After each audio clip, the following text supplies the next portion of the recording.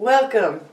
This is True to Blueprint, and today I'm going to answer some questions, but first I'm going to tell you, subscribe!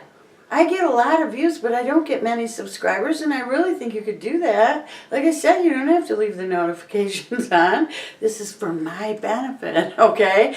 All the rest of this, I'm going to talk about some things I probably haven't ever talked about this publicly before. So, Mary Jane, my producer, director, camera person, and all around everything else, is going to read me these questions or ask me questions.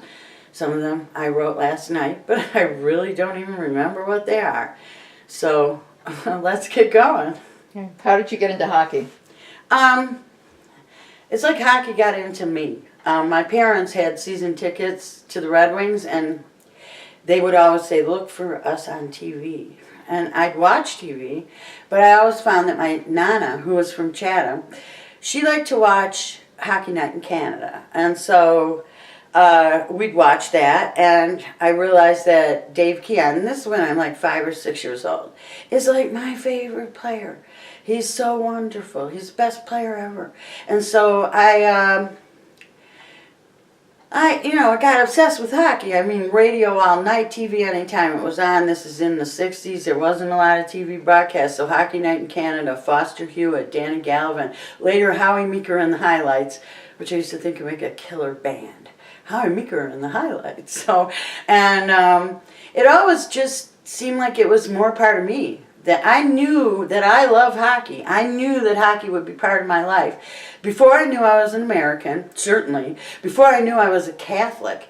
And more ridiculously, before I knew I was Italian, which is probably the most prevalent influence in my life. So, and over the years, that just went on. I impressed people. I impressed Gordie Howe when I told him that he wasn't my favorite hockey player. Dave Keon was. And then, honestly, my dad would probably be better off if he was Dave Keon. So these are the kinds of things that made people notice me. And I started to hang around until they gave me something to do. Okay. So how did that lead to Led Zeppelin? Well, when I was working for the Junior Red Wings, I would be there, and I had the chance to take people on tours of the facility. Now, rock bands had just recently started to play places like hockey arenas, because before they did smaller theater type shows and places that were more suited to music. And groups like Led Zeppelin sort of were super groups that brought people out in large numbers. So one day I was told to give these two people a tour of Olympia, and that was in late 1971, early 1972, and I had keys to the escalator, and Jimmy Page and Peter Grant were having some kind of secret conversation many steps away from me, and so I turned the escalator off. 74 steps they would have to do, and I thought it was hilarious because this one guy was really kind of fat. And I wasn't sure the other guy, I mean, seriously, was even a guy until he got closer, and then I knew it was. And Jimmy said, please turn on the thing. And I knew that, I had a cutoff switch that was underneath the railing, and I just hit it, abracadabra. Well, he thought I was, better than sliced bread, and kind of hunted me down after that, and yeah, he called me every night, and we started to get along, and I thought, well, yeah, this would be something to do during the summer, because that's before all year you'd be in these various camps and stuff. So How old were you? Would you like to share how old you were? Yeah, I was 15, and as I've said, he didn't come to my bus stop. He came to my job, and yes, I had a job. They paid me in very unofficial ways at Olympia Stadium to do just about anything they needed me to do on my first job there. So, but I was already quite the little partier. So it wasn't as though I was being corrupted or anything by Jimmy. I actually thought it was fascinating that he was so interested in me, and I didn't take him for being much older than 22 or 23, which at that time didn't seem that alarming to anybody. And then I realized I'd have to keep it a secret. So Let's see, where are we going with this? Well, next? how is Led Zeppelin related to the Blueprint then? Okay, not since Led Zeppelin have I seen any human being decide that this is the way to use what's there, organize it right, make the right plans, not give a crap what anybody thinks about what you're doing, and go forward and conquer the world. And honestly, the minute I started watching I had heard about the Blueprint. I read about it in various sports blogs and articles, and I knew about Blueprint-based hockey. I think Dave Hallett, excuse me if I'm wrong, he sort of came up with the idea that hockey is about getting people to fill specific roles. And obviously Brendan Shanahan was very adept at this, but he also used music and symbolism, and he brought the past into the present the way that Led Zeppelin had revamped the blues, made it their own. And I started to realize that in many ways it would take this to make the cultural difference that I thought would be necessary for the Toronto fans to actually believe this was going to happen. So I don't know if that's happened yet, but it's very interesting to me. So tell us a little bit more about hockey and the stars and the problems with hockey stars. Yeah, I think, the first star problem happened in the early 80s and was manifest in the Edmonton Oilers. But that's a bigger problem with the focus of hockey and how it tried to hide its character. And I think this problem I'm talking about goes back to the strike. The strike of 2005, 6, 7, 8, 9, it was like forever, okay? It was forever, and I was living in Eugene, Oregon, and I was still paying attention where there was basically no hockey. The games were often showed delayed on the television station there. I could watch the Portland Winterhawks, so that was cool. And after that strike, it seemed like the big indictment was that these old stodgy men. And I noticed that stardom started to take on this huge influence. Like, if you were a big enough star, why not make you the general manager, Well, because you don't know anything about hockey, okay? You know how to play hockey. You know what's important for you, and you know one team structure, maybe 2, 3 if you're really on a bad team and have a lot of coaches. But seriously, they don't know anything. And then you have them promoting people on the basis of strictly things like they're growing their facial hair to a certain way all year long, not just playoff beards anymore. And I mean, you can have a neatly trimmed hay. Shanahan had one when he was here in Detroit. But this kind of scruff that goes on, this kind of like, I want to look just like Ted Kaczynski, the Unabomber. Okay? That just wasn't happening. And this is happening because people are afraid with the helmets on that you can't tell who people are. Like, I remember Guy Lafleur and his hair, him and Yvonne Cornwell and their hair. Man, when they zoomed and they went faster than anybody else on that 70s Habs team, so infuriating. And their hair would just fly in the breeze. And the minute that, I realized helmets became quite necessary, the speed of the game and also the way it was being played at a lot of altitude from the ice. It was no longer, the bottom 2 feet of the ice. It would be important that people wear helmets to protect their future. And then celebrations became something like, I see on Twitter, I don't like his celebration. His celly. His celly? His effing what? His celly? Do you realize when you score a goal, you're not entitled to put on a gymnastics display of how many poses you know? If your goal isn't like the game tying or game winning goal, then really your celebration should be more like, yeah, good for me. Okay? And that's what I want to see. But you see, that doesn't make personalities. And these guys in the front office, they took everything very literally. They thought personalities are what sells the game. No, the game was sold by the emergent personalities. Someone like Gump Worsley, okay? He doesn't just come out of looking for stars. In fact, you'd never find Gump if you were looking for a star. These personalities asserted themselves, and that was no longer the case. And then it became like, well, we need a lot of stars on our team because then we'll be better. And a salary cap was there at the same time. And so you're playing this mathematical game. When honestly, and I'll say it over and over, hockey isn't who's playing. It's how you play. It's not who you play. It's how you play. And my husband likes to say, I didn't work at Who Hockey School, although I spent a lot of time with the Who, but that was not a hockey school, trust me. Oh, there was a lot of fighting. But actually, How Hockey School, which, I worked because they needed somebody to answer phones and be there and be around, and I was there. I'm that kind of person. So I was happy to do that. And I realized from all the hockey I know, that most of the players I've really admired became stars after they did something. They didn't come in with big reputations and suddenly assert the fact that they were great players. That's not relevant. Today I saw the VGK. They clinched the Western Conference. They made the Los Angeles Kings get on their knees and beg for mercy. The Sharks were a little more sophisticated, understood playoff hockey, understood the intensity required.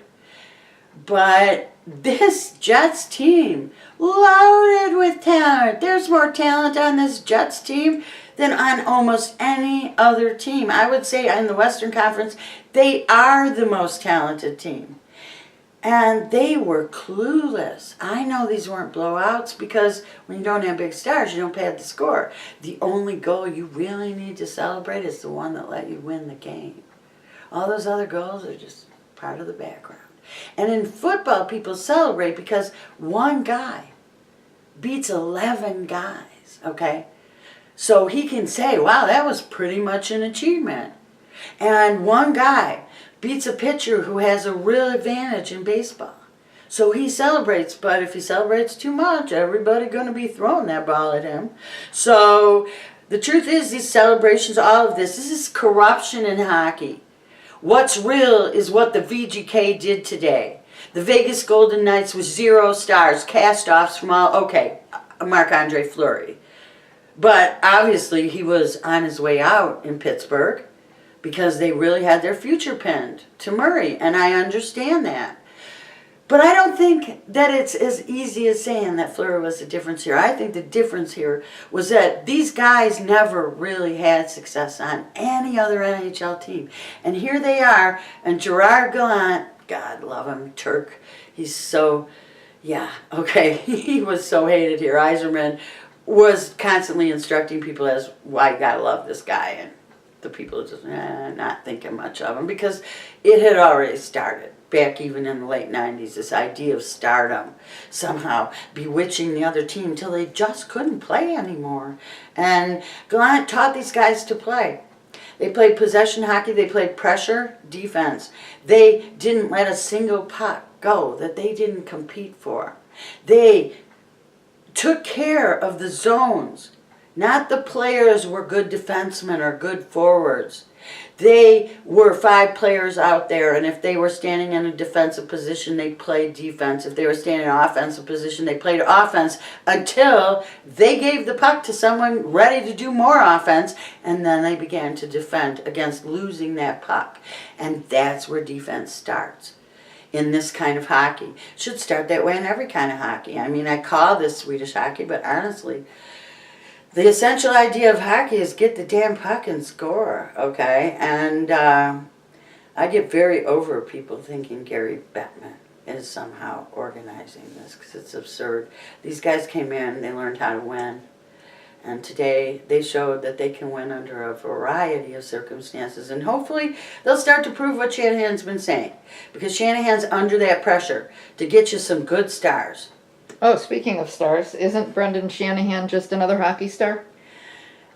Yeah, I suppose he comes from that idea. But if you were going to look for stars on that team, you wouldn't have hired Brendan Shanahan. And I've said this in other videos, he's not worried about what anybody thinks of him. He's worried about doing a job. He did it in the Office of Player Safety. And he did it when he settled the strike. And now he's made comments, quite a few, that indicate he understands this star corruption. He called it the corruption of well-known players, making people think that you can just plug someone in and, well, if you could, then Gretzky would have won with the Kings.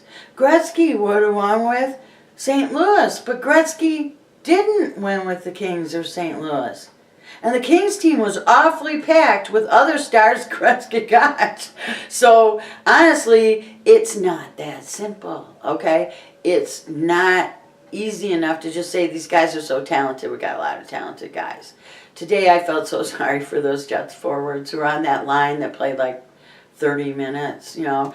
I know they want to contribute, but you don't contribute best doing things you weren't trained to do. And you're trained to play 20 minutes at most in a regulation length game. And the minute you start doing things you don't usually do, that's when you open yourself up to injuries.